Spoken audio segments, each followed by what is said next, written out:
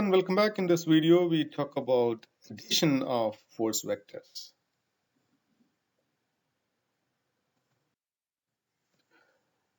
For this purpose, consider a hook as shown in the figure, pulled by two forces F1 and F2. F1 has a magnitude of 30 Newton, acting at an angle of 10 degrees from the vertical.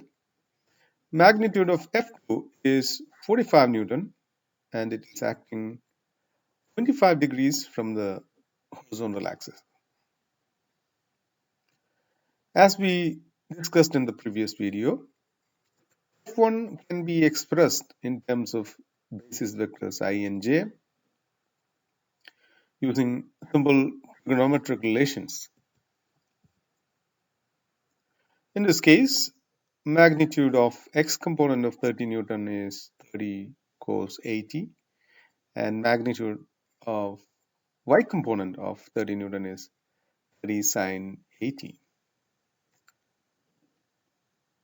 Alternatively, you can also use another triangle with a 10-degree angle. But in both cases, we finally get F1 as 5.2I plus 29.5 J Newton.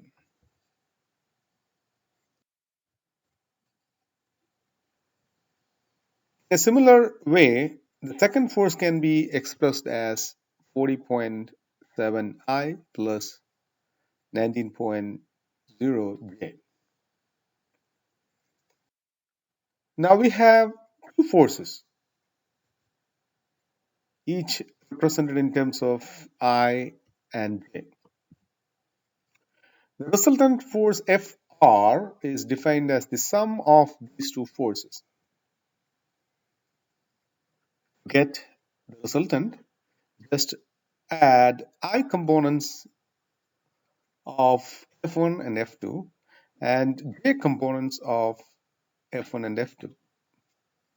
Here it is 5.2 plus 40.8, which is 46, and 29.5 plus 19 is 48.5. For the resultant vector is Fr equals 46I plus 48.5 J. Now let us discuss the geometrical meaning of vector addition.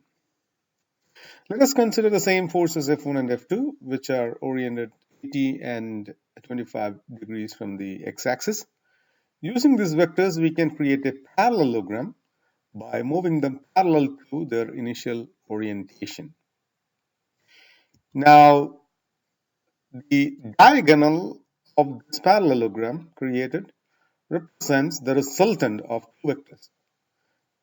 Note that the horizontal component of the resultant force is same when we add x components of F1 and F2, and the vertical component of resultant force is same when we add y components of F1 and F2. This way of adding two vectors is called the parallelogram of vector addition.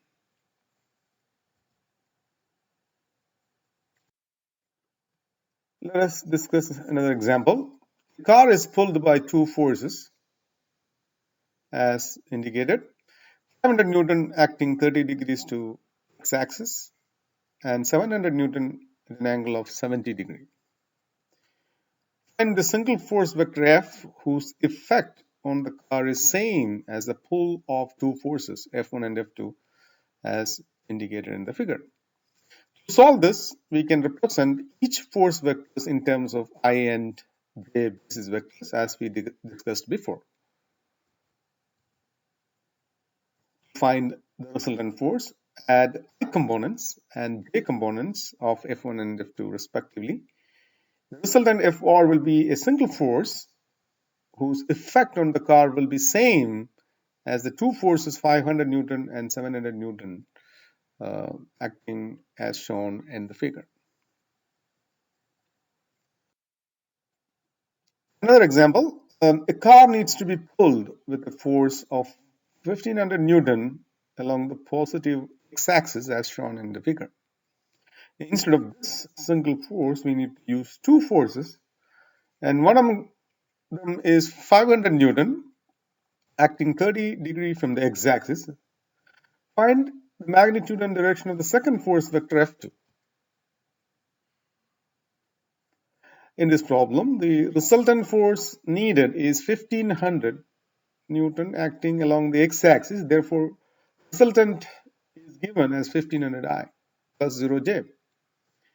The first force 500 Newton is acting 30 degrees to x-axis. Therefore, we can represent this as 433 I plus 250 J by just resolving the 500 Newton into x along x direction and y direction.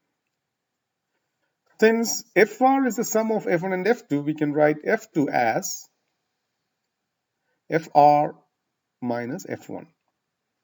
And subtract F1 from Fr, subtract I and J components from Fr, J components of F1 from Fr. Therefore, we get F2 as 1067I minus 250J.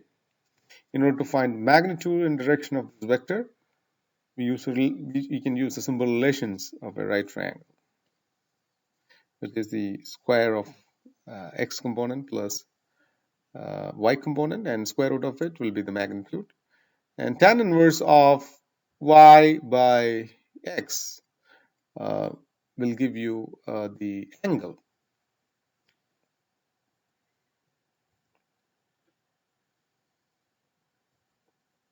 And you can show the second vector F2 with magnitude and theta you found out, so that it looks like this.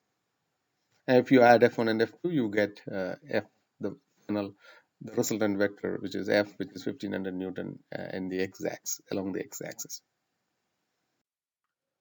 Finally, another example, a weight is hanging as shown in the figure. The mass of the hanging body is 10 kilogram. If the tension T1 is 100 Newton and the string is 10 degrees to the x-axis, find the tension T2 and angle theta of the string 2. Assume the system is in static equilibrium. We just discussed this problem in class.